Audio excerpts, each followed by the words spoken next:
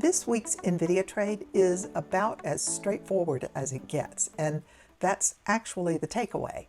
I can roll the put straight out for about $35, or I can roll it up to the $180 strike for closer to $75 or $80 in income. And here's the key. Either one works. A lot of traders get stuck right here, trying to figure out which adjustment is best. But the difference this week is about $40, and in exchange for that, I might commit a little more collateral. Both choices are valid. Both move my position in this stock strategically forward. So I'm not going to obsess or spend a lot of time trying to predict which outcome is better. I can keep the lower strike, or I can bring in a little more income.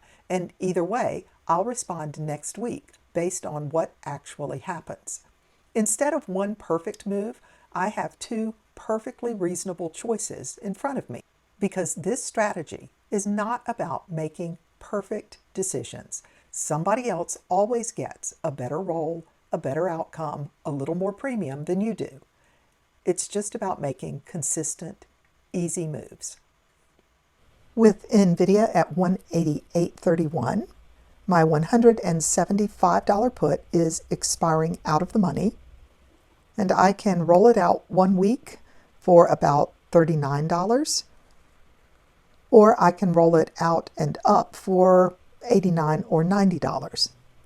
It looks like the $180 strike has a less than 20% chance of being in the money, and the 175 strike has a less than 10% chance of being in the money.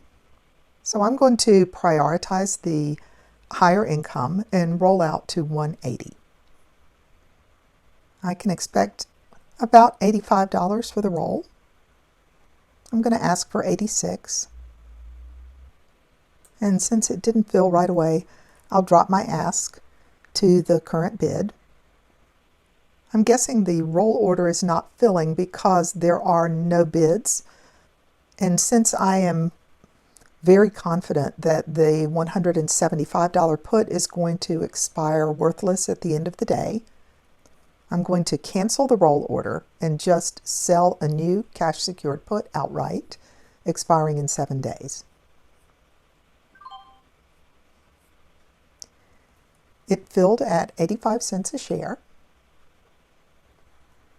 So $84.34 came into my account, and the collateral value is $18,000, and it will be open for 7 days for an annualized rate of return of 24.43% on my $18,000 collateral. The put that I rolled on March 27th will be expiring at the end of the day, and if some totally unexpected event occurs, I may be assigned here, but I think that is extremely unlikely, and if it happens, I do have the cash to cover it, so I'm not worried.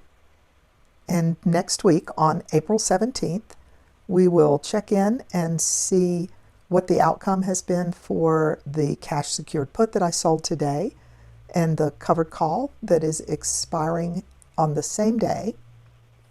If you watched my trade update from last week, you may remember that I entered a good till canceled roll order for the call.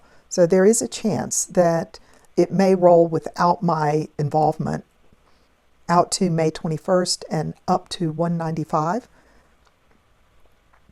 I have a limit order in place to roll it for $1.47 a share, and right now the bid for that roll is about $78 or $80. But if this order doesn't execute, then I will handle it on April 17th as well.